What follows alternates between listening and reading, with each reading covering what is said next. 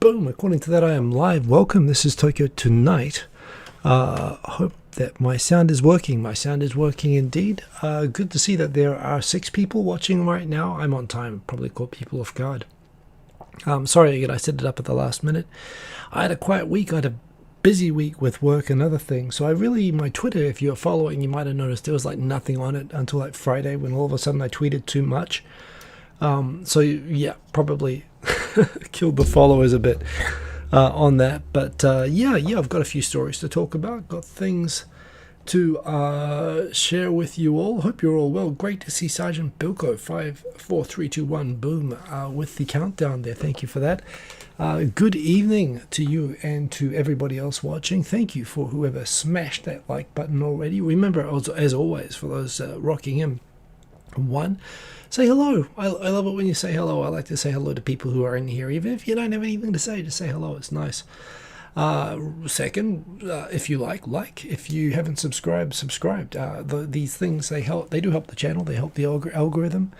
All those other sorts of things. It's nice to see. But another thing is, if you are here and you want to get my attention, you want to say hello to me, you want to ask me a question, do what Sergeant Bilko did, just say my name like that. And yeah, you've got my attention. Andrea and Sergeant Bilko, you know the game. We've got Sussex Patrick from Edogawa.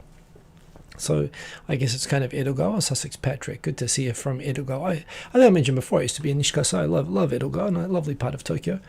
270 AJ, good to have you. 270 AJ, good to have you back. We've got Listeo, welcome. It's nice to see the regulars rocking in.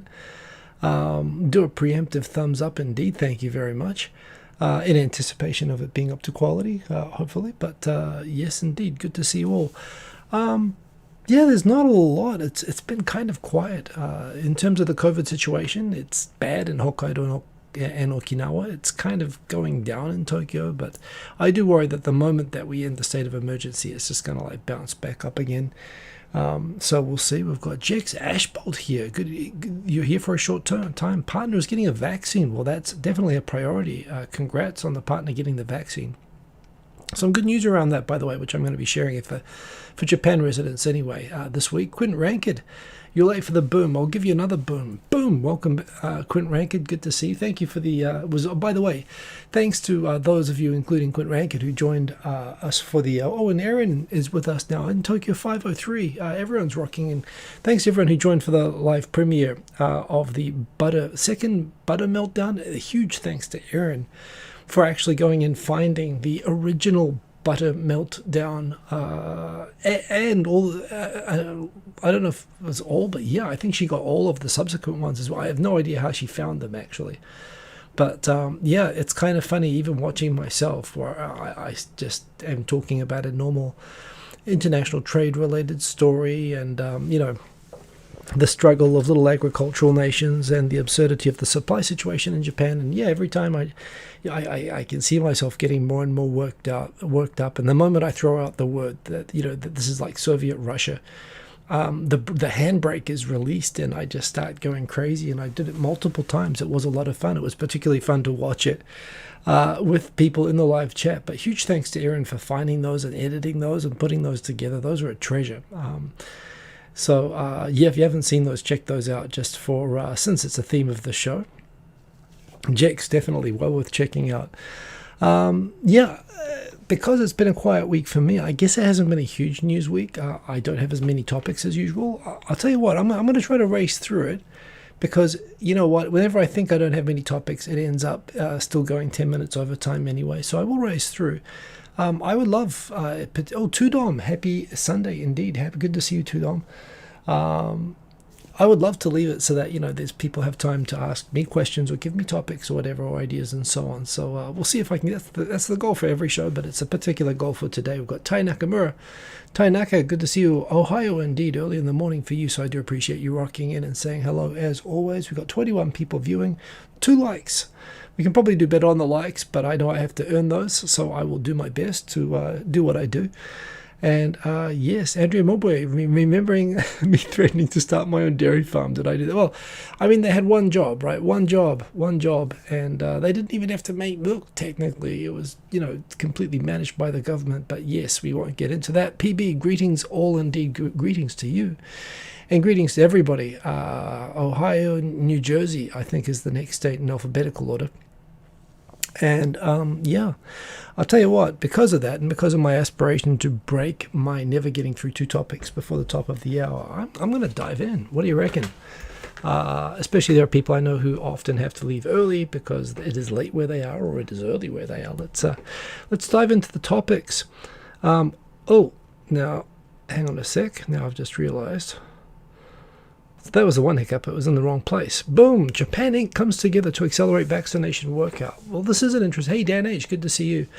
This is an interesting one. Japan Inc. coming together. So what is this about? This is about, well, a couple of things. The Japan is, of course, has gotten very slow. I mean, in terms of the vaccination rollout, the percentage of the population vaccinated, Japan is actually worse at vaccinating than it is at gender equality. Gender equality, it's only like 120th, whereas vaccinations is like 129th. They might have improved recently. However, it's increasingly clear that people being nervous about the Olympics coming up, of course, and the government, the LDP, has an election right after the Olympics. Normally you'd think that would be the perfect timing for an election after an Olympics, but of course in the circumstances not really ideal for them. And it's clear that everyone is extremely upset about how slow the vaccinations were. So yeah, while they started setting the goals of 1 million vaccinations a week, which by the way they're not up to yet, they're up to about 500,000, but they are doing all the things to try to increase those numbers. I think they realize now that their survival in the next election really depends upon them accelerating the amount of vaccinations a lot. So a few things have happened this week. Aside from the fact that, of course, you have the large self-defense force, the military-run vaccination centers in Osaka and Tokyo, and it looks like they're looking at building more in other prefectures, anyone that asks for them. The local prefectures have also been setting up their own mass vaccination centers, which look like they're going to come online from late June and early July. In Tokyo, they're talking about using the old fish market in Tsukiji and other places. In fact, there's a story I'm going to come to later on about Yoyogi Park perhaps being used as a mass vaccination site. This is on top of being able to also use regular hospitals, local practitioners, and even pharmacists now and dentists. So they're trying to increase that. But another thing that's happened is that with many local governments looking like the government said that although they have to prioritize vaccinating elderly first, if they think that they're going to meet the government goal that 85% of municipalities say that they're going to meet of getting all people vaccinated by the end of July, to the extent they have empty reservation slots and whatnot, the government said, go ahead, you can decide to prioritize other groups like government workers or teachers or first responders or anybody. In some cases, there are just small towns where it's just easier to come and do the whole town at once. They've said that from June 21st, they're going to allow local governments to just decide to vaccinate everybody. They're doing another thing on top of that right now, which is the government last week said that if there are companies that have corporate doctors that have the ability to carry out mass vaccinations themselves and lower the pressure, on local governments, the government will give free vaccines to any company that wants it, that has a means to vaccinate their employees. So now you've got large companies, I believe Rakuten and Sony are the big ones in public. They have already said, yeah, we'll vaccinate all of our employees. So if you're lucky to work at a company which has contacted the government, and the government says from next week they're going to start handing out vaccines to companies that can do this. Also to universities, by the way, as well. So universities will be able to vaccinate their staff and even their students. Before the end of the month, they'll be able to start doing that. So all of a sudden, it looks like... living in Tokyo, it looks like I could be easily within a month or two from getting... it really didn't look like, even in the best case scenario, that I wouldn't be able to get a vaccination until next year. It suddenly looks like it could really be within a month or two now, which would be great. I mean, look, as soon as I can get it, I'm getting it. I'm not wasting any time. I do want one of the mRNA ones. I want to improve my 5G reception. Rather than the the ones that are on offer in Japan right now are Moderna and Pfizer, and they have enough of that for everybody. They're sending all the AstraZeneca over to Taiwan. I'm actually quite optimistic, and it's it's very Japan, right? That they're very slow and indecisive starting up, but they build up momentum really, really fast. And while a lot of people are still upset that it's taken so long until now, and have pointed out people have died while the government has been slow sorting out the distribution mechanism. I mean, Japan does have 127 million people, and it did distribute them, right or wrong, through the municipalities, of which there are hundreds, thousands even in Japan. So it was always going to take a long time to come together, but the momentum behind it now, and I think the momentum is genuinely because, if not that it's in the best interests of the health of the people in the country, it's in the best interests of the government surviving the very soon to come election, where they're getting like smashed in the polls right now. So, one way or another, the message got across, and I am not as wound up as a lot of people about the speed of it, so long as I see it improving, and I see it improving. So there we go. So that's the first story to know. Also, good to see Temiko and Odie Jr. Boom in the chat as well. Good to see all of you. Remember, if you want to grab my attention, say Hiko Simon. Jack Sashball, good joke, good joke. If you want to get my attention, remember say Hiko Simon. That way I will draw it to you, because otherwise I'll just be reading the comments the whole time, like Dan H just did. See, Dan H knows how to do it. Why didn't Japanese pharmaceutical companies like Takeda or Daiichi make a COVID vaccine, or the Japanese government giving them funding or incentives? Well, that's one of the things being debated right now. I have some experience working and consulting for pharmaceutical companies on IT and stuff like that. In fact, I've actually also worked, in things like investigations and so on when I was at a law firm. A couple of reasons for that. One is that the culture of Japanese pharmaceutical companies is extremely conservative. Where you have American and European companies that are trying to get a patent like into a product to market as soon as possible, if it looks, even smells like it might be have a productive sort of an outcome. Japan is very, very conservative and different to that. They will test much more. They'll take much longer about it. They'll be willing to have a lot of patents and not commercialize them and rely on a few commercialized products. It's always taken longer. There's also no pressure of competition because, traditionally the Ministry of Health will take longer to authorize foreign medicines, and they've given a buffer to domestic producers and this was actually one of the causes of the HIV epidemic in Japan. That, for example, medical equipment that could have tested, blood donations was blocked by the Ministry of Health in order to allow Japanese companies to get the equipment into Japan sooner, or to give them more time to develop it. And in that time, lots of people got HIV from contaminated, lots of hemophiliacs in Japan got it, and it was avoidable, and the Japanese government got sued for it. Although getting sued, it's obviously too late once you've got an incurable, disease. So there's a bit of a dark history around this. Not only that, but also the fact that the pharmaceuticals in Japan have a history of being completely non-transparent. So as well as being able and protected to take their time, hospitals have run drug trials cooperating with pharmaceutical companies without informed consent from patients that have been fatal. So also because of those scandals, that's reinforced the double safety culture, the response to the complete lack of safety that existed really until the 1990s in Japan.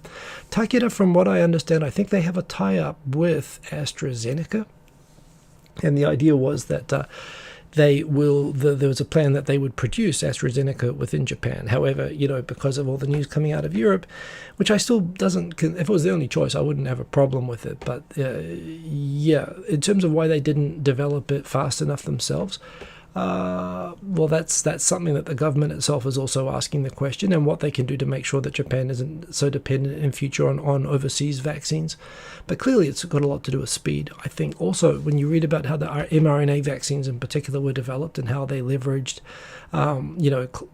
cloud and machine learning to be able to accelerate the development cycle from a normal 4 or 5 years to a few months. They're using technology. They're much more aggressive generally. They're much less risk averse generally. So I think there's cultural, regulatory, and technology, frankly, reasons for it. It's one of the focuses that the LDP is asking. There has always been funding for domestic vaccines. In fact, there's been a bunch of protection for it. But the fact that Japan's ended up in the situation where it sort of is at the mercy of supply of other countries, including approvals from Europe to be able to import vaccines from Europe, means that it's Japan has been that said, of the countries that don't produce it, that have needed to buy it from America and Europe, Japan has done a pretty good job of getting to the front of the queue. I mean, even the other developed countries and the rich countries that can afford to buy it before developing countries can, like Australia and New Zealand and Taiwan and so on, they've struggled a lot. So Japan is doing not awfully, but South Korea is doing much better. Other countries are doing much better. So yeah, that's my understanding anyway, Dan H. So yeah, thanks for the question. And Omorley760, thank you for the comment, and good to have you there in the chat. I'm going to move on so I get to my goal of 3 topics in the first 30 minutes, but we'll see how I go.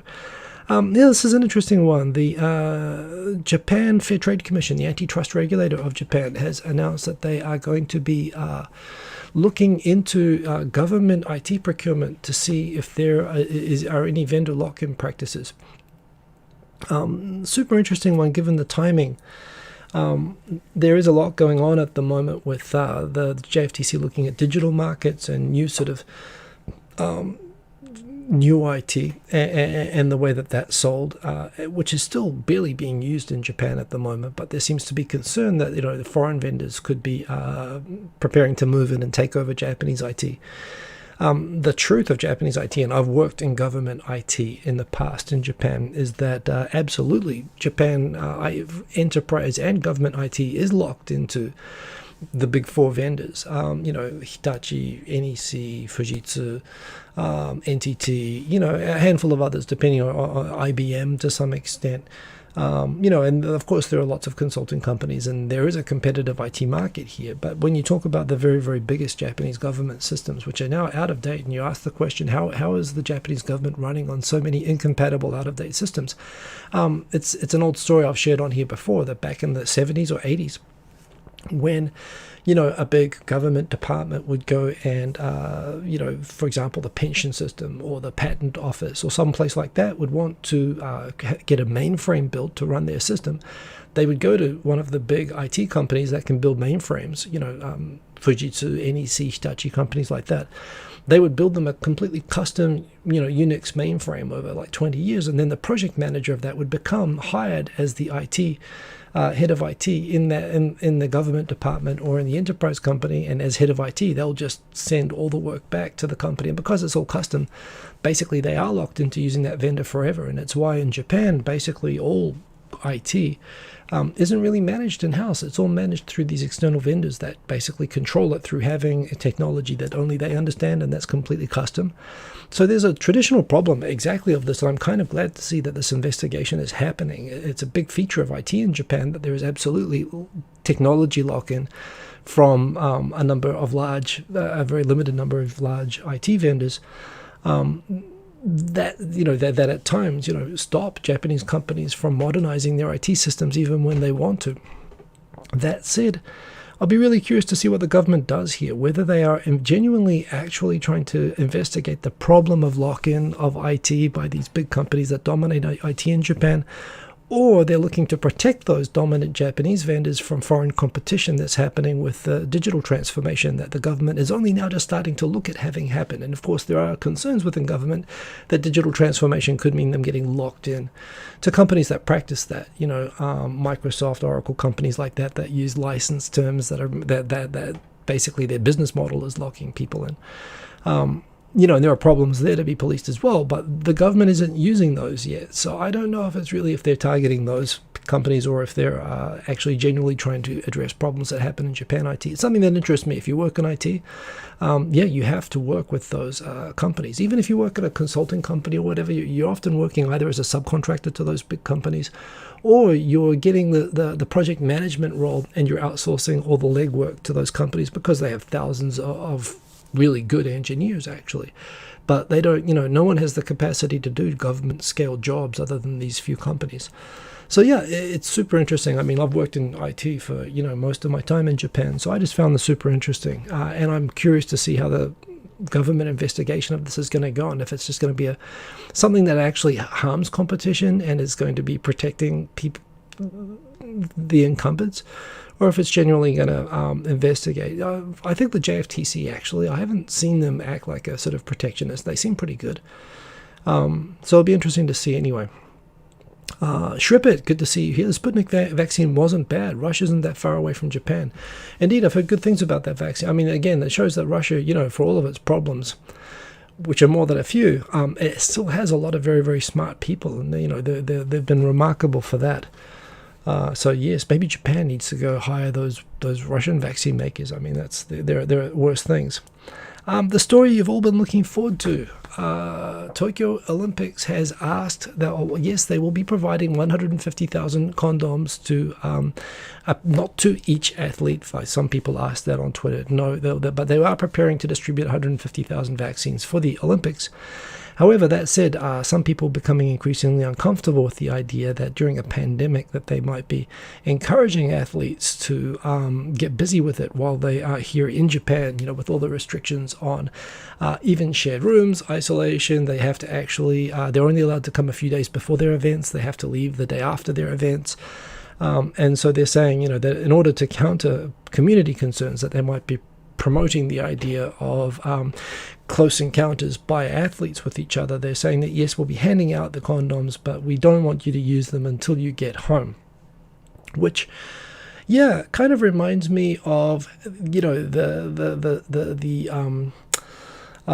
disease control approach of the Catholic girls' high schools where I grew up. Pretty much. Condoms exist, but don't use them. Cross your legs, pray to Jesus. Everything will be okay. And yes, I suppose there were wearing a condom won't protect you necessarily from COVID-19. That's clearly what they're thinking of. But yeah, it seems a little bit old-fashioned that we're going to give you these things, but please, don't have sex with them or do anything like that. And I mean, there's plenty of good uses.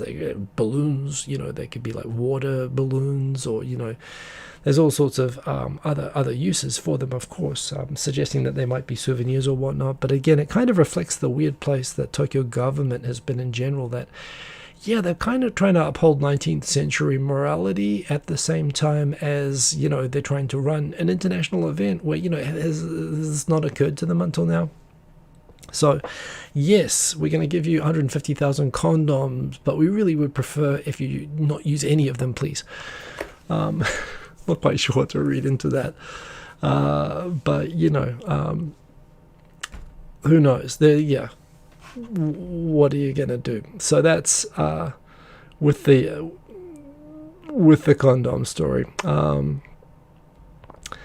Back into the comments. Practice safe sex, but in your home, but not in Japan, please. Yes, please do not go to. I mean, I'll tell you what. For people going to Roppongi, take 2 or 3. But yeah, there's all sorts of things. Hey, DJ Sunnyside Up, good to see you there. And Violent Orchid, good to see you. Why hasn't Japan started mass vaccination? It has started mass vaccination. But I mean, it's never fast enough, but they are doing 500,000 a day, and they are doing mass vaccination for elderly. So, it's speeding up all the time. I talked about that at the top of the hour. Christopher Luke, by the way, good to see you as well. And Jex, it's better. So certainly there is the contradiction, I suppose, of trying to promote social distancing. Yes, but there again, I mean, this is what happens at Olympics. So yes, that is a funny thing that happened. Next story is EU has started with digital COVID vaccination passports, and traveling within Europe, you're going to basically soon be able to there's going to be a digital pass, I believe, something you can show on your phone, which will be required for some border crossings and whatnot, for travel, basically, to show that you've been vaccinated.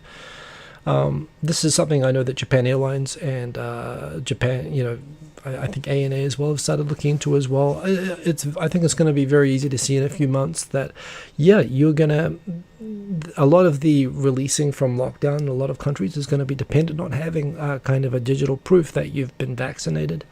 I know a lot of people are concerned that this is coercing people into getting vaccinations, who might not want them, like forced shots, particularly involving new technology that people don't know all the side effects and so on. And I kind of get that, but again, I don't really have much time for people who are against this sort of thing. A lot of universities all over the world require people have their shots in order to go attend university. When I was a kid and I lived in Singapore, it was required for me to have malaria shots before I went to Singapore. Vaccinations are mandatory in New Zealand. They're not mandatory in Japan for kids, but they're pretty much everyone that can get them gets them. So yeah, I don't think it's no more a violation of rights. I mean, to me, when I grew up, the only people who objected to having like polio or mumps shots or anything like that were pretty much like Jehovah's Witnesses or people with really strong sort of religious things against it. Whereas lately it's kind of morphed into this weird conspiracy theory, ultra-libertarian kind of a thing, and mistrust of government thing, which really is what's going to take the world back into the dark ages. So what I like most about the idea of these digital passports and, basically prohibiting travel and access to a lot of public facilities, if you're not vaccinated, is it means I'm not going to have to sit next to these Fruit Loops if next time I'm sitting on an airplane. Sure, if you don't want your shot, don't take it, but don't bother me on an airplane about it. I've been doing this all my life with other shots, and I can't wait to get my shot. So, personally, I think this is a good thing, I think it's irresponsible not to get the shot. I mean, unless you have a good medical reason for not getting it. There's a question of fairness for those people who have good medical reasons for it, but there again, yeah, get a doctor's certificate or something like that. But if it purely is just that you don't want to do it, fine, but there should be a cost on that, because you are choosing selfishly to endanger public safety by not getting the shot. So you make the choice, but understand that you won't be entitled to the same freedoms as others. And I know that some people see that as a new world order type of a move, but tough, right? That's kind of where I am on it. So I think this is a good move myself. Christopher Luke, Eric Timmer, good to see you. And your in-laws in Fukuoka have gotten their first shot. Nice to see. Christopher Luke, how far am I down the line for a vaccine? Well, like I was just saying in the first story here, now companies are starting to do it, and Tokyo itself is ramping up mass vaccination sites, and the government from like the 21st of June is going to allow different local governments to give shots early to people under 65 if they, for example, have free spots in the reservations and whatnot. A lot of Tokyo wards, by the way, have already announced that they are going to use that right away. Not the one where I live, unfortunately, but we'll see how that goes. I am optimistic that maybe within 2 or 3 months I will be able to do that. So we'll see. No way of knowing right now, but I think between the different options that are coming up with the Self-Defense Force Center in Otomachi, the mass vaccination sites that the Tokyo government is setting up, my own local ward, and all the options I have here, as well as possibly being able to get a shot at work. I'm hoping that happens. I normally get flu shots at work, so I think I'm going to have a lot of options probably come July or August. I'm hoping I can get it, but I don't have a number for that right now. Is Butter #1 in the Japanese music charts? Well, yeah, I'm Ko Hoshino, long time no see. Yes, that was possibly me just rage clicking it, but yes, congratulations to them. Guys, English World, I can't believe you took me out on Among Us last night. Ruthless. I mean, you just blink at the guy, and I lived up to my my handle name on Among Us of being easy to kill. I was killed in a new way. Nesta got me actually, like, nobody was even dead. Someone just called a conference right away, and Nesta just started saying it was me, and everybody shot me out the airlock like within like 30 seconds of the game starting. I didn't even know what was happening. So I've discovered that I can not only be found out or just die like right away, but yeah, if it's not Guy, it's getting shut out the airlock. It was a lot of fun. Thank you for the game, guys. English World, do appreciate that. And Mig Zivim, do not agree. You don't have to agree either. I realize a lot of people who feel the opposite of this have strong opinions, but there again, I feel like the view in favor of digital passports should also be put strongly. I feel like the vocal minority on this are the ones that really want to, that are against it. And I personally, I've been with this all my life, and I think it's a good idea. So that's just me anyway. I'm perfectly happy to have people disagree with me. In fact, I have friends. I don't unfriend people on Facebook. I have good friends who are actually opposed to my opinion about digital passports. or vaccine passports. But me, I think it's a good idea. That's just me. Yes, indeed. No, that's okay, guy. It was a fun night. Yeah, I must admit, I was also stunned a little bit at the speed. Oh, the thing about Japan, I'm a little less worried about the safety now, because now all the countries that rushed, America and Israel and those countries, we now have all this data, including now data a few months down the road from them all being vaccinated. I guess that's the upside of being a little bit slower in Japan. And yeah, everything I can see says that I'm totally looking forward to my shot and my improved reception. So yeah. This is interesting, the Mainichi. So what this is about is, I think I've talked about this before, how the Ministry of Internal Affairs and Communications was discovered to have had, particularly in their broadcast section. So the Ministry of Internal Affairs and Communications, they regulate telecommunications providers, TV broadcasters, a bunch of other, post office, a whole bunch of things. And they were discovered partly because the son of the Prime Minister was hired by a dodgy Tohoku satellite broadcast TV service that broke the rules on foreign investment, had a bunch of other problems. So they hired the son of the Prime Minister to go and set up some cushy dinners with bureaucrats to go and get friendly treatment on the approvals of their licenses that they weren't otherwise entitled to. And the entertainment which they provide to these officials that provided the licenses was in a value far exceeding what bureaucrats are allowed to receive in terms of meals and entertainment and so on. It was effectively both hiring the Prime Minister's son for political influence and outright bribing to get these illegally administered licenses, which they got. And when this happened, and the ministry was sort of basically showing it was outright allowing its officials to be bribed and were behaving in a corrupt fashion, they did an investigation too, as there have been any other similar cases of excessive entertainment as a form of bribery in exchange for favors by different regulatory divisions, and they found 35 people and something like 78 cases of similar excessive entertainment in exchange clearly for favors. So the Mainichi Shimbun, like the rest of the media, correctly condemning that this sort of thing has to be stamped out. This is what happened back in the 1990s. My favorite scandal of all time, the No Pants Shabu Shabu restaurant, where the banking surprise inspection regulators would demand that they would basically tip off the banks when they were going to have their loans, when they were going to go and check the bad loan holdings of banks and surprise inspections at these banks. And they said, we might be persuaded to tell you when we're going to do these surprise inspections so that you can tidy up the books before we come, if you take us to our favorite shabu shabu restaurant in Shinjuku, where the waitresses don't wear any pants and there's mirrors on the floor. Whatever gets you going. But apparently these trips to this restaurant, which cost, like thousands of dollars at a time, the shabu shabu must have been excellent, resulted in Japan's banking bad loan problem being hidden for 10 years based on this restaurant and based on these bribes. And when it was discovered, it had snowballed into such a huge problem, it caused the collapse. It's why there are almost no banks from the 90s survived. They were forced to basically aggregate into the 3 or 4 mega banks that there are now. They all collapsed under the bad loans thing. This is one of the things that caused the bubble to end and the current economic depression in Japan to start.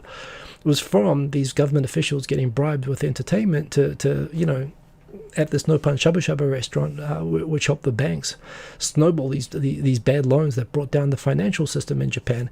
And this is a very similar sort of a scandal, frankly. This is basically entertainment for communications ministry bureaucrats in exchange for favors. And so this is being characterized as a whining and dining scandal by all the media outlets, and being described as being, of course, completely inappropriate, which it is by Mainichi. But they're not calling it a corruption scandal, which is what it clearly is. I mean, this is money and favor and bribes in exchange for inappropriate regulatory treatment, and there's evidence of that happening. They're calling it whining and dining, which is, yes, it involved meals, but it was straight up, this was a form of corruption. And I think Mainichi isn't calling it that because they're in the Kisha Club. They only get news stories from the ministry in a cooperation system where they're members of a club where the government can wholesale blacklist journalists and publications that don't cooperate with the way that they want to put out messages. So when the government says, yes, we are punishing 35 bureaucrats for excessive dining, which makes it sound like they just went to an all-you-can-eat and didn't clean their plate or something like that. But no, this was straight-up corruption. But they're using the kind of terminology that the apologetic, government is using to sort of minimize the thing, which is what frustrates me a little bit about this. This is something that we thought in Japan, or people, I suppose, hope that we were past. This is definitely part of the landscape in the 1990s with the, money, corruption, politics in Japan. You would have thought that after the beating the Japan government took after that would have been, especially this case. I mean, again, it's a wonder it hasn't done more damage to the government. Not only that it's a straight-up huge corruption scandal, but also the fact that it actually involves the Prime Minister's son.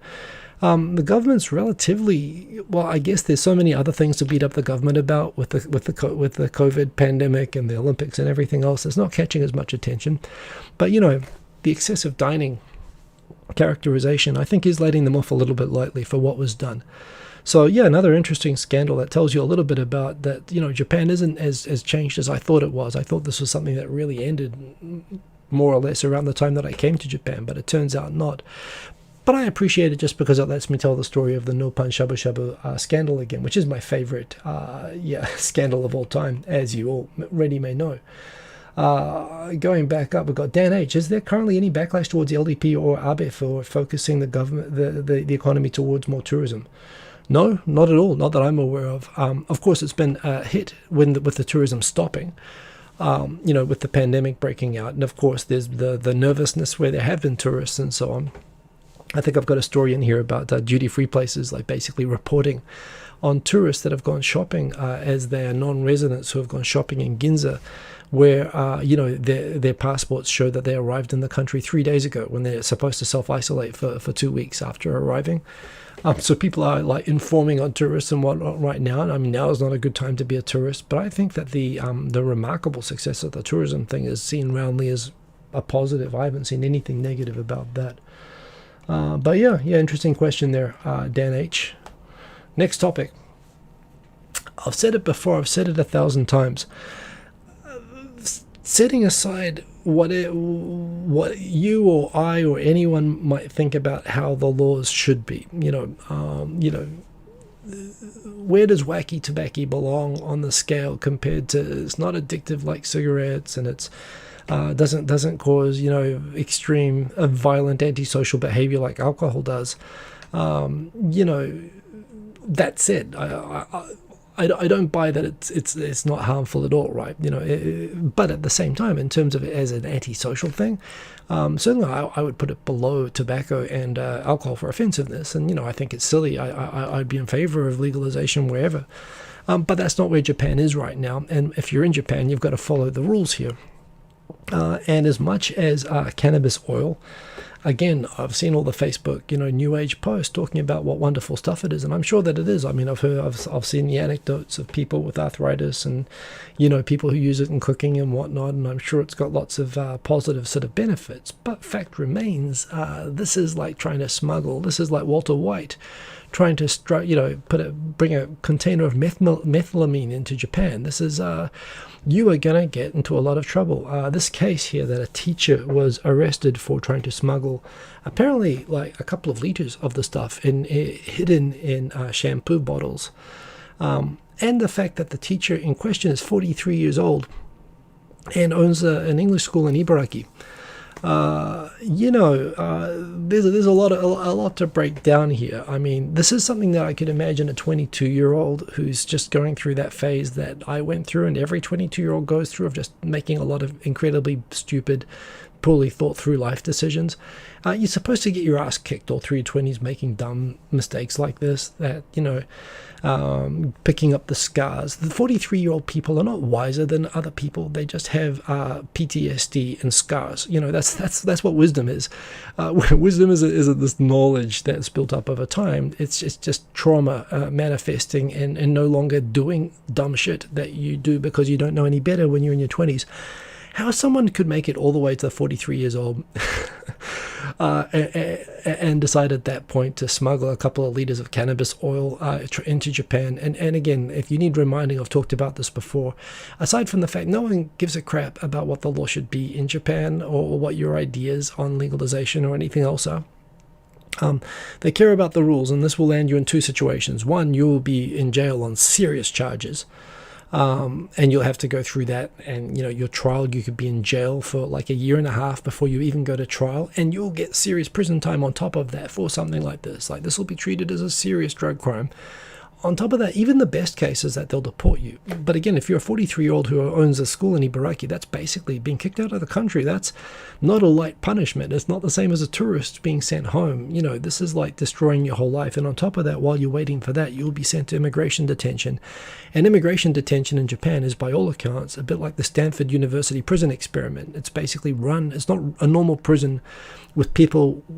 Prisons in Japan are run by proper prison officials, and the prisoners have human rights. There's a prison doctor, there's a certain modicum of rights because everyone there are Japanese citizens. Immigration detention is run by amateurs who are not proper prison people. They're basically like the Stanford University students who are given batons and told to control the other people.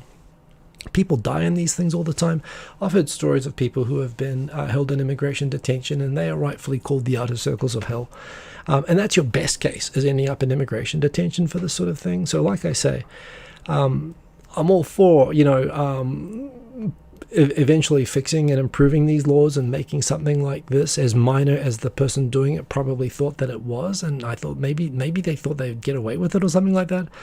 But seriously, the consequences of getting caught for something like this are so completely disproportionate, that the risk is just so not worth it. Please, please, please do not do something like this in Japan. This person is going to go through hell for this. Do I think that they deserve to go through hell for this? I don't. I think that the law is wrong, but it's a fact that they're going to go through it. And it's a fact that they're going to have very little to protect themselves from it. And like I say, the best case is getting deported. The worst case is a long time in jail and deportation. So please, even if you're, young and stupid enough to feel bold enough to get away with this, don't do it. But especially, how in the hell, you could be same age as me or close to the same age as me and think that was a good idea? I don't know. But don't do this in Japan, So that's the main story from that. But interesting story. Sainted Sir, good to see you. And Dan H, what about we give up LDP bureaucrats, can of butter? Maybe we could kill two birds with one stone. Hey, we could reform the whole system. I'm with the revolution. Butter and cannabis oil. Why not? Hiko Simon, what if he sincerely apologizes and promises to never do it again? That'll help. That'll help, actually. The first thing, remember, the system here operates on, this is a case where the police are really probably not going to be struggling to look for evidence, given that they caught the guy red-handed, but certainly the fact that the justice system here works based on discounted penalties in exchange for confessions, which is why there's a 99.9%. It's not because the police are awesome at finding clues, it's because they're awesome at beating suspects out of long-term detained, isolated prisoners. Confessing will help. And again, I think confessing will probably speed the route to, I think, the best outcome in this case, which is deportation. Even then, not good. And even then will still involve a long amount of time and going through the jail system. But yeah, probably being defiant in a situation like this. Like I say, this is the worst thing about the system here, is that actually, I know a case of a rugby team gaijin smashing. There was a case here where basically a misbehaving gaijin smashing rugby team in Tokyo went to karaoke, and one of the members of the team fell asleep in the room, and the others thought they'd leave him with the bill since he fell asleep. So everyone kind of went out one by one, and then when the staff realized that the other rugby players had left the place, they realized that there was one guy back left in the room, and the manager and some of the staff woke up the guy and said he's got to pay for the whole thing. The drunkenly asleep rugby player who was in the room basically decided to try to get out, and when the staff tried to block him, he started beating them physically, he punched them up. basically one of the other people from the rugby team, it was a bit of a laugh at first, but when he thought that maybe something wasn't right, he ran back in to see if everything was okay. Apparently the guy who woke up beat up a few people and ran out of the karaoke place. So just as he was coming back, one of the other players came back in and tried to sort of break up the fight, and actually did pay the bill, apparently, and tried to settle it while the other guy ran away.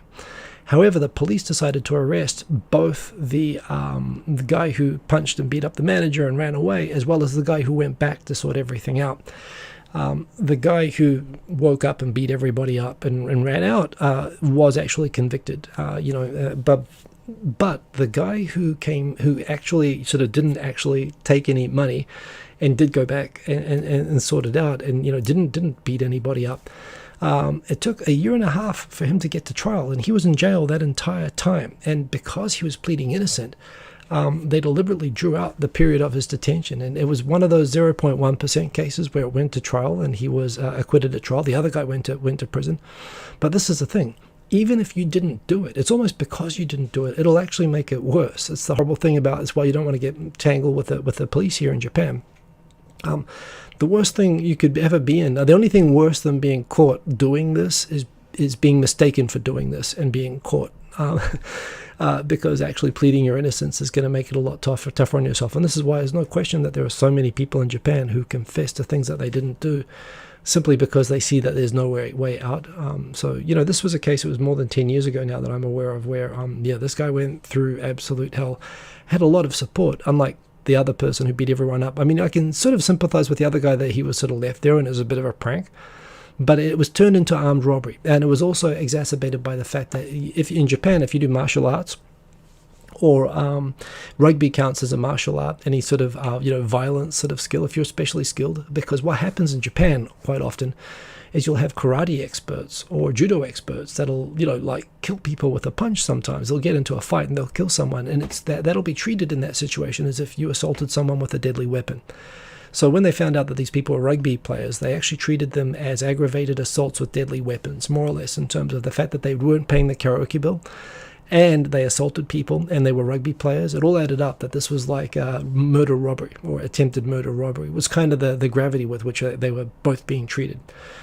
So again, don't mess with the police. Just do not look for trouble with the police. That's a long answer to that, but Quint Rankid, yeah, good question. And if you get into the situation, if you did it, apologize the hell right away. Seriously, it's not worth fighting it. If you didn't do it, get a really, really, really good lawyer. Call up your embassy and get a lawyer. Get all the help you can muster, because, yeah, you got a really, really tough situation in that situation. I know a couple of cases like that, but yeah. So, yeah, crime in Japan. I feel a little bit bad for police that they get kind of, people, but the reason that Japanese do not talk, they ostracize police, is because they know that you can get in trouble just for being, near a situation or drawn in.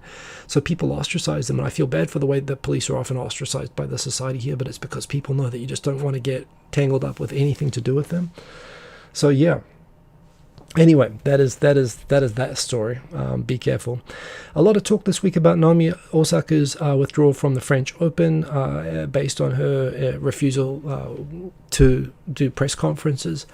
Yeah, I don't have a lot to say on this. I actually, on the one hand, I recognize that she's been through quite a struggle herself, and I think it's, on the one hand, I definitely recognize that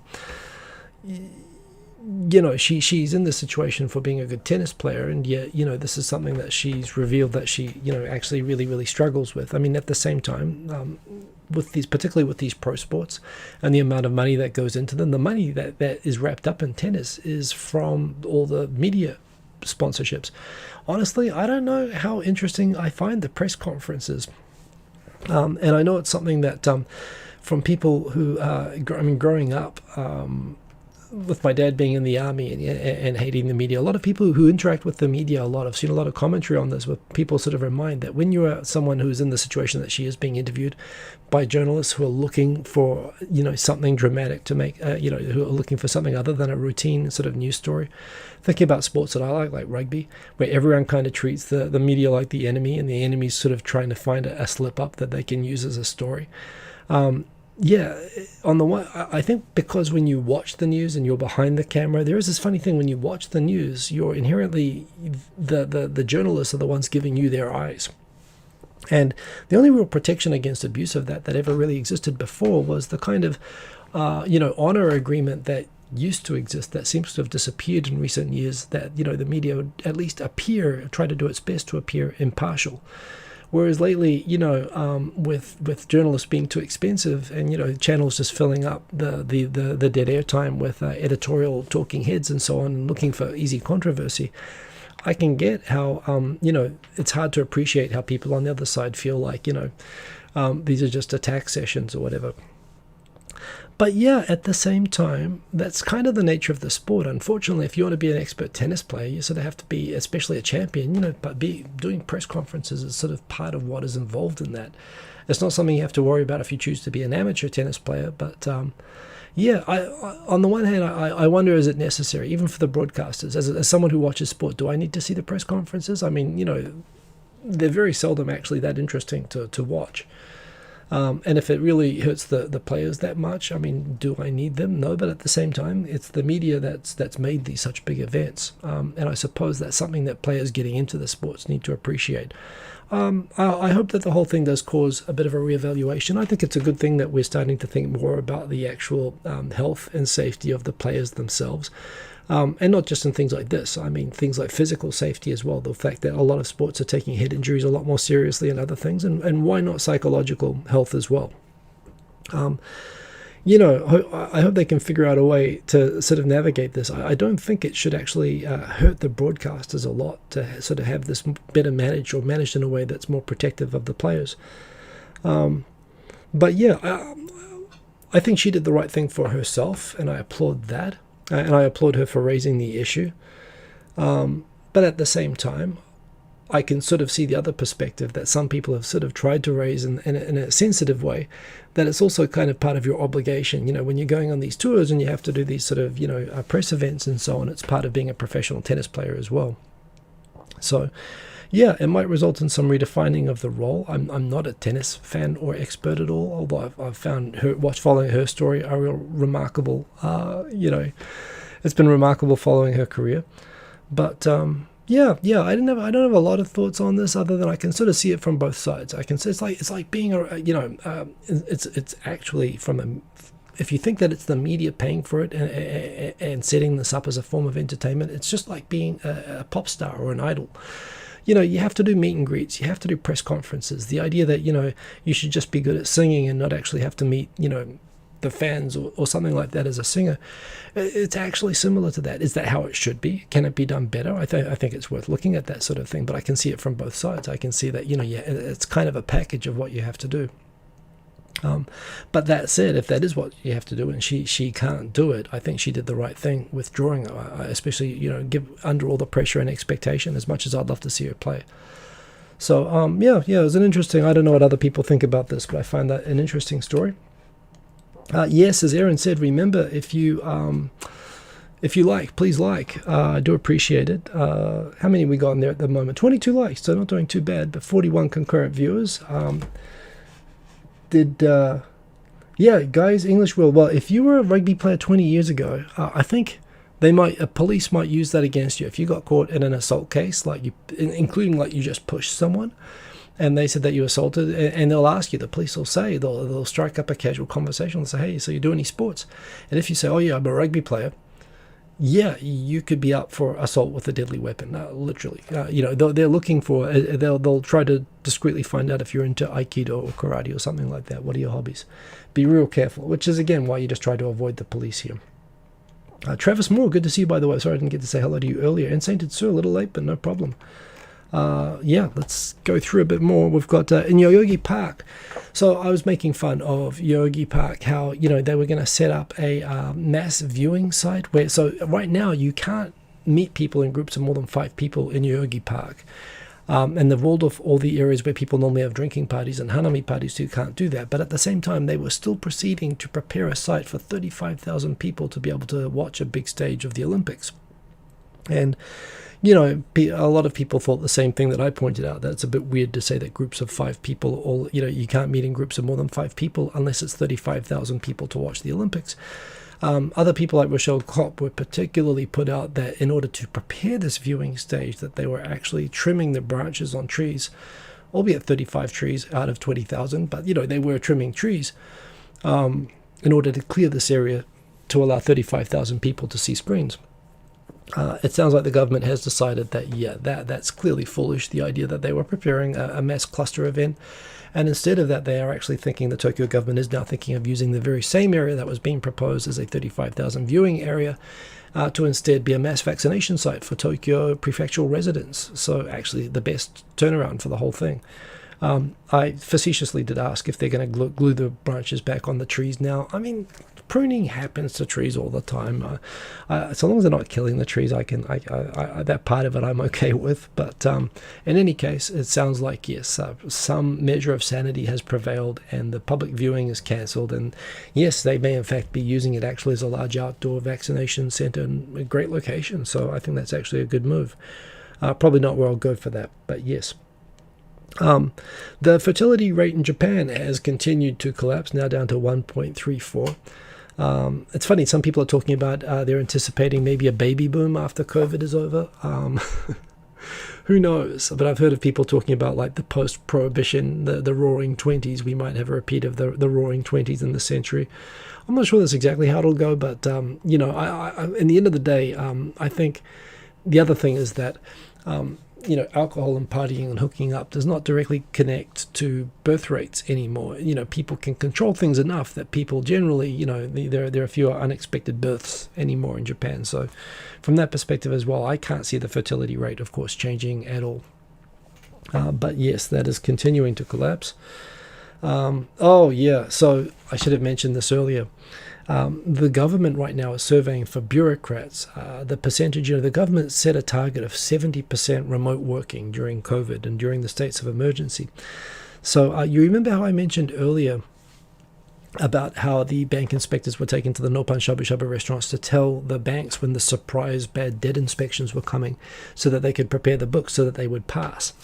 It turns out that apparently the Labor Bureau that was tracking the remote working of government bureaucrats was similarly tipping off when they would be doing surprise surveys of government workers and whether they were working in the office and working from home. And apparently the day before, throughout the government district, managers were telling their staff, okay, tomorrow everybody work at home, but only tomorrow, so that when the survey comes around, everyone could say that they were working at home. But they were basically manipulating the survey results by feeding that they were going to be doing the surprise surveys to monitor remote work. So again, you talk about some things just never change. Again, I don't know if Shabu Shabu was involved, but there was tip-offs of these surveys coming to see, that the government could lead by example in promoting remote work. And in fact, what they were doing was that, like, they were across the entire government neighborhood. They were secretly sharing information about the secret inspections and using it to manage, to cheat on the tests. You worry when these are the people running, these are literally the people who run the country, and that this is still the level. So there you go. Ninjaru88, g'day, good to see you. So yeah, that is a thing. No daycare, no babies, another thing. Indeed, Eric Timmer, all the things. 3 minutes, I can do this. Maybe I suddenly lose confidence as I read the next story. I talk about all the reasons how I joke like the Japanese opposition is like the Brewster's Millions, how it's like, a guy who's like running an election campaign with all this money that he's trying to lose the money and not win the election. That's kind of what the opposition in Japan looks like sometimes, for all the things that you could attack the government about right now, including all the things I've talked about on this show, including the slow rollout, the no lockdown response, the deaths, the Olympics, the Prime Minister's son corruption, the bribes, the tipping off about the remote working, of all the things that the government's doing that would be handing the election over to the opposition in September if they just did nothing. Apparently a member of the opposition party felt like this was the time to get up in Parliament and say, I think if a 50-year-old has sex with a 14-year-old totally consensually, it's absurd that they should have to go to jail for that. of all the things to speak up about, the idea that that statutory rape should be legalized. And the thing is, it varies by local governments. It's generally between 16 and 18 in Japan, the minimum age of consent. He didn't pick a 17-year-old. He didn't even go close to the line. He picked a junior high school student and said that if a junior high school person consents to something that they're not legally considered sufficiently able to consent to, with a 50-year-old, again, why he picked that age, and saying that it's strange that you should have to go to jail for statutorily raping children. I can only conclude that they are trying as hard as they can to not get elected, and this is what happens. They just somehow they manage to lose. Somehow they manage to not pick up popularity even when the government's tanking, and that's what that guy is doing. Yeah, I've heard other people say, "I'll bet you half the LDP thinks that as well," and maybe they do, but they're not dumb enough to say it. I mean. Yes, Guy's English World, that just blew my mind. The first time I saw it, I didn't tweet about it because I didn't even want to acknowledge it, but then it was coming up some more, and it's just where the hell are these people coming from? The final one I've got here is that apparently, in Osaka, they filled up the mass vaccination center can take 5,000 vaccinations a day. The military one, the self-defense force one, the Tokyo one can take 10,000 reservations a day, but they're not filling them up. And this is what I've been saying as well. If they're not filling it up, let me go. I'll go down there and take one of the empty spots that the elderly didn't take. The government's been asking, is this vaccine hesitancy? Is this anti-vaxxers? Are these elderly? Why are they not taking the free vaccinations in Otemachi? Of course, Tokyo is enormous, and Otemachi is wonderfully located centrally. It's well connected, but it's not close to any residential district. So for anyone going from anywhere in Tokyo, while it's very central, which is good, you still have to go out. When you're having only elderly being eligible for the shots, most would still prefer to do it locally. So some people are saying that, no, it's too far away. They'll just do it locally. They won't worry about going to Otemachi, which has caused the government, thankfully, to pivot and say that, okay, well, from the end of this month, they're going to start allowing younger people to take the open slot, actually, and particularly emergency workers and whatnot, to take the open slots, which I think is a good move. But, interesting, it hasn't taken off as much. Finally, the LDP. There's only a couple stories left. High up in the LDP said that we're not going to make a decision about cancelling the Olympics because there still is a state of emergency that's due to go in Tokyo until June 20th. The Olympics, of course, start on July 23. So we're going to decide around the 20th of June whether or not we should have the Olympics or not, or if we should put restrictions on spectators. We're not going to decide before then. And again, it feels like they're just pushing the ball down the road. This was delayed, of course, from early May for the same excuse. And it's pretty much... Oh, that's dropped out. Hang on a sec. Come back. Screen sharing. Okay, I did have a technical issue. Right as we're coming up on time. In fact, right as we are just over time. Oh, okay. Let me reboot this. Exit. Start again. And boom. So, again, they're just kicking the ball down the road in order to be able to... and that is not picking up again. That is annoying. Come on. Okay, well, we might not have any screen sharing for the rest of the show, but that's okay. So, kicking the ball down the road, basically until there's no choice. It seems pretty clear at this point that they're probably not going to have spectators. Maybe some schools' kids are going to be forced to go and watch, but that's that. Government's planning to remove 2,485 miles, I don't know what that is in normal measurements, of overhead power lines. It is a feature of Japan, of course. They have these very ugly power lines everywhere, which I must admit, I look at them and I worry, oh, we're back. I worry that in an earthquake, that these things could fall on people, that it could be dangerous in that light. I also remember, however, in the 1990s in New Zealand that we had power cables start exploding during one particular summer, and the government, the electric companies, because they were buried and they didn't keep good maps of where the power lines were buried, they couldn't find them, and it caused other lines to start shorting out, and the central area of Auckland had no power for a couple of months, which is crazy. And I could remember that was a result of burying the power lines. I think everyone agrees that it's such a shame. I jog and I like to take photos when I jog, and the neighborhoods are so picturesque except for these really, really ugly wires all over the place. So superficially, it's something that Shintaro Ishihara talked about that he wanted to do for a long time, to beautify neighborhoods. And I think it would do that. I think actually, while 2,485 miles, I guess about 5,000 kilometers seems like a lot, at the same time, it's probably not when you think about it. If you think about how many wires there are in Japan, but I think it's a positive thing, and I'm for that. The government's also going to push for mandatory solar panels on new buildings, which is a good thing, particularly the technology around having batteries attached to buildings to be able to store the power and use every bit of sunshine that you're able to generate electricity with, as well as the idea that you can sell electricity back to electric power grids and so on, and the way that that's improving. Super exciting and a good move. Excel is now an esport.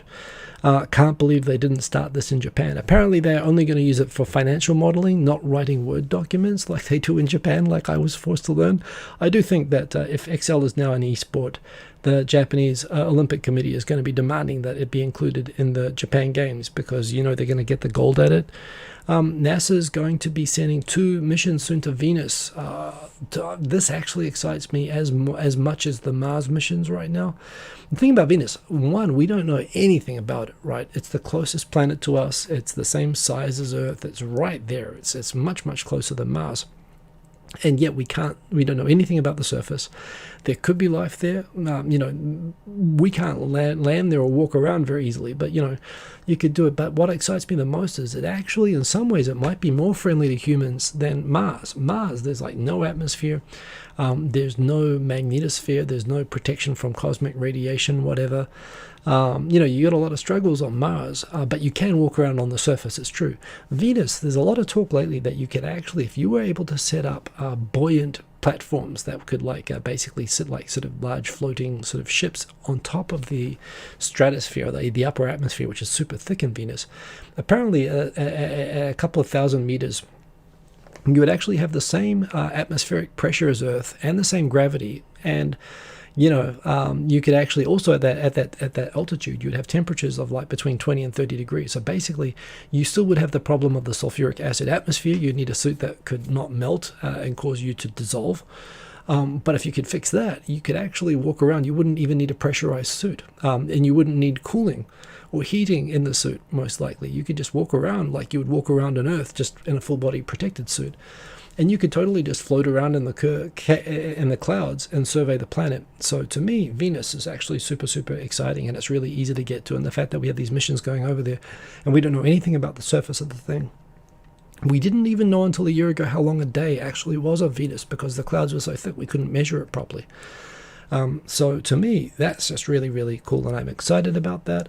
Also super interesting, about the Starship rocket that SpaceX has. That's just the super crazy, enormous rocket that of course they're planning to put on top of an even bigger crazy rocket that can fly straight to Mars with this thing on top. But just this thing itself that there's already been these cool test flights for, these things would offer the ability to go into orbit or suborbital flight and land anywhere on the planet. And Musk has talked about this, that you could use this to fly anywhere on the planet in 45 minutes. You could fly to the opposite side of the world. An orbit takes 90 minutes. So anywhere in the world in 45 minutes. It turns out the US military is now thinking that it might be great to buy a whole bunch of these. These things can lift like 90 tons or something like that. So you could fill them full of equipment or people and go anywhere in the world in 45 minutes. To me, that's super interesting, because that might mean from a military application. I, of course, don't like the idea of mixing military and space too much, but you think about all these large US military bases all over the world that are there so that they can provide a deterrence right away. This increases maybe that America won't need to have so much military, bases and forces all over the world, that they could just, deploy. Again, do you want them deploying? Separate question, but at least if they have that capability to go and protect South Korea in 45 minutes notice, using these things. I can't imagine what that would look like. But again, you just talk about crazy technology changing the world right now. And these things are affordable. They're going to be mass produced. Crazy. I love what SpaceX is doing with this sort of thing. This is just random, but this is one of my favorite Simpsons moments ever. Come on, Homer, Japan will be fun. You loved Rashomon. That's not how I remember it. To me, that's one of my favorite Simpsons lines. and the butter ant story. This is on the channel. Thanks to Erin, who edited that and put that up yesterday, and the day before yesterday and yesterday. Part 1 and part 2. She found the original clip of me losing my crap on on butter restrictions. When was it? It was like 2012. It was a long time ago. I was like talking. It was before Trump. I was talking about the TPP negotiations at the time. Yeah, and I was just outraged that Japan was seeking to protect butter at the same time as we were having butter rationing in Tokyo, which we went through it for a time. So many thanks to Erin for that. And those were all the topics for tonight. I thought I could do it in less than an hour, and I end up at 1 hour and 10 minutes again. I can't avoid it. Venus, good Kiwi song. Who sang that one? Venus. I don't know. I don't know. If it's from the last like 22 years, I won't know it. I'd only know Kiwi songs from before 22 years ago, and I think there are only like about 10 of those. But yeah, 210 am I. Maori songs. If there's a Maori song about Venus, maybe there's one I'm not aware of. Anyway, PB and everyone else, great to see you all. December 7, 2014. Thank you, Erin. I can't believe you found that one. Thank you, Christopher Luke, also. And then again, an annual event, May 31, 2015, and after that, and it never stops. Yeah, there's 45 minutes worth of me ranting about butter spread across 2 videos. So there we go. Oh, Mr. Cordy Chap, glad that you made it. Glad that everybody made it. Thank you for sticking with Lysander 45. Good to see you as always. Sorry if I missed any comments. I did decide to speed it up because I really thought I had fewer topics tonight and I would get through this easy and we could just have a big general chat. But maybe I should start 15 minutes early. That's what my old butcher would have said to me. Final thing. Yeah, maybe try to get me to talk about butter all the time. Final thing. I'll just share. I've started writing a script. It's really fun. I talked about it on 2.5 Voyages the other week, and I've gotten to a bit of a script writing group for a really cool concept for a series. Not sure if it's going to go anywhere, but I sort of took an episode from my life that I've actually written about on my blog. And yeah, Shubha's good to see you. And yeah, I've had fun writing that, and I'm working with a bunch of other writers to combine like a bunch of stories into something that might be very cool. So that's something just exciting to share. Well, again, I don't want to jinx it by saying too much about it, but yeah, we're sort of checking in. I must admit I've had a lot of fun with that. Sleepy314, excellent to see you, and thank you always. Thank you everyone for joining. Have a good week, everybody. Get your shots. Stay safe. Don't get your shots if you don't want them, but yeah. you should get your shots. Please do that.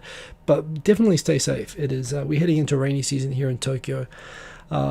Take care, be nice to each other. Remember, you can follow me on Twitter. Remember, if you like the video, there's 25 likes on it. I do really appreciate that, and I appreciate all of you for keeping me company every week. I have nothing else to do, so yeah, see you all next week, same time as always, 10:30 p.m. Japan Standard Time. Good morning, good afternoon, good evening, wherever you are in the world. Have a good night, and boom, peace, kakitano.